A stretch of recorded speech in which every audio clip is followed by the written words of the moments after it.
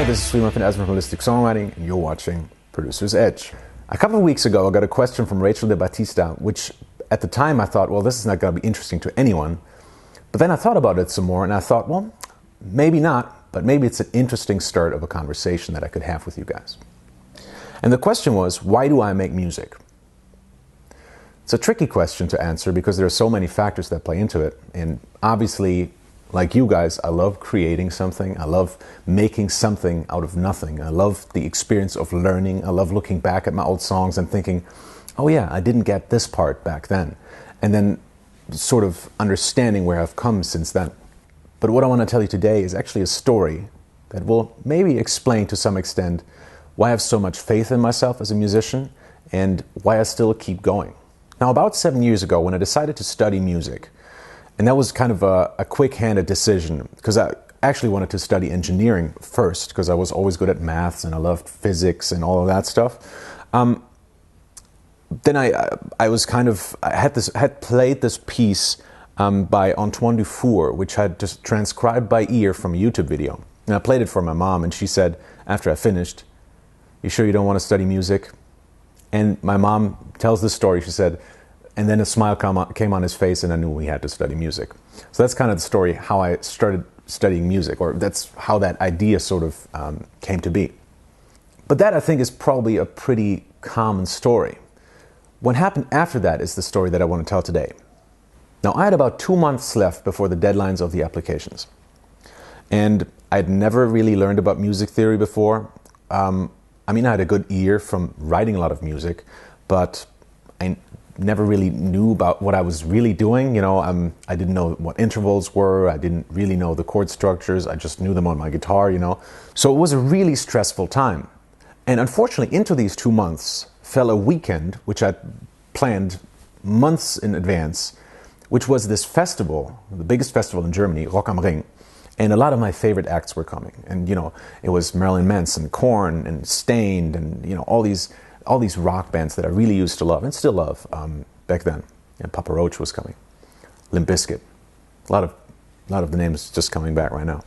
Anyway, so this festival I had planned for a really long time, and I didn't want to not go, right? Because I was going with a couple of friends, and I really wanted to go. So we went to this festival, and so it's a kind of camping thing, right? For a whole weekend, you sort of camp outside on an acre, and it was just the worst experience that I've ever had, and this is the first and last festival that I've ever gone to, because it was raining really badly, and it was summer, but the whole weekend it was just raining, and we on an acre, you got mud everywhere. It's just awful. It was just really, really bad, and I didn't bring enough socks, and I didn't think it was going to rain, so I just shirts like these, and all of my clothes were wet, and I didn't have a single pair of clothes that wasn't wet. In addition to that, the showers there weren't enough showers for everyone. It was just a stinky, smelly, terrible mess. So on my second day, I was already kind of bummed out. I wasn't sure if I really wanted to go through with this or if I just wanted to stay in my sleeping bag and just kind of shut myself off. But then I said, okay, you know what? You're just doing this once. Let's just go. Because there was this band playing, Seven Dust, which I'm not a huge fan of, but I like them. I think they're okay. I have a CD of theirs. And they were playing pretty early in the morning. I think they were the first band to play on that day, on a Saturday. And so I went to the stage, and there was about 30 people there. And it was coming down. It was pouring, right? The rain was just awful, and it was muddy everywhere, and people had these raincoats, and I didn't. I was just there, getting wetter and wetter. And the sound, I just remember how terrible that sound was. And it was, I'm not lying here, the sound was so bad, and this is a professional band, right? I think world famous band, Seven Dust, pretty big band. The sound was so bad that I couldn't tell whether I knew the songs or not. That's how bad the sound was. So I had an entire album of theirs, which I had listened to extensively back then. And I couldn't tell whether, whatever. Terrible sound. But still, I want to support this band. So I'm standing there, first row. And, because it's just 30 people, so it wasn't difficult to get in the first row. Standing there doing the sort of a fist pumping action, right? Sort of just to support them. Because I can kind of tell where the beat is. That's pretty much all I can do. Because the bass drum is usually very loud, right? And then the craziest thing happens. And this, I swear to God that this is actually true. I'm not making this up. And I know it seems as if I am, but this actually happened. So after the concert, the drummer sort of leaves the stage, and what he does is what drummers often do, is he throws the sticks into the audience, right? Well, if you've been to a festival or to any concert of any kind, then you're going to know that between the stage and the audience, there's still this little space, right? So it's not like the audience is standing right up against the stage. There's this little space where, I don't know, bouncers walk around or something like that, right? Or journalists take their photos. You have this little space in there, and then you have like a sort of barrier where you lean up against as the audience. And so the stick doesn't go over that space and actually falls into that space. And I'm already thinking, that's gone. Don't even care. Just keep doing this fist pumping action.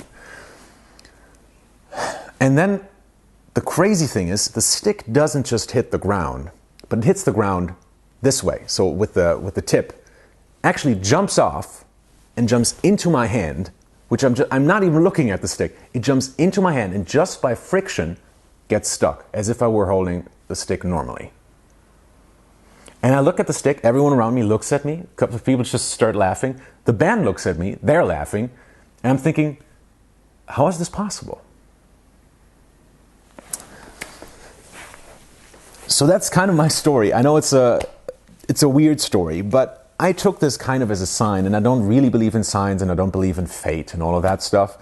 But it's just the story that I think of whenever I'm in doubt about my musical abilities. I'm just thinking of that and be like, that didn't happen for no reason, So I don't believe in signs. I don't believe in, divine interjection or something like that.